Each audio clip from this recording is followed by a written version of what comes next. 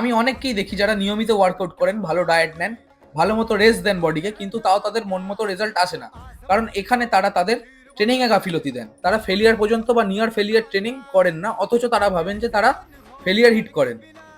আমরা ট্রেনিং করার সময় একটা পার্টিকুলার মাসেলে লোড দিই বিভিন্ন অ্যাঙ্গেলের দ্বারা এবং বিভিন্ন মুভমেন্টের দ্বারা, যেটা আমাদের মাসেল ফাইবারকে ইন্ডিকেশন দেয় গ্রোথ করার, অথবা একটা স্টিমুলেশন দেয় সেই পার্টিকুলার মাসেলটাকে বৃদ্ধির জন্য। আর সেই স্টিমুলেশনটার জন্য প্রতি সেটের লাস্ট 2 থেকে 3টে রিপিটেশন সবচেয়ে বেশি ম্যাটার করে।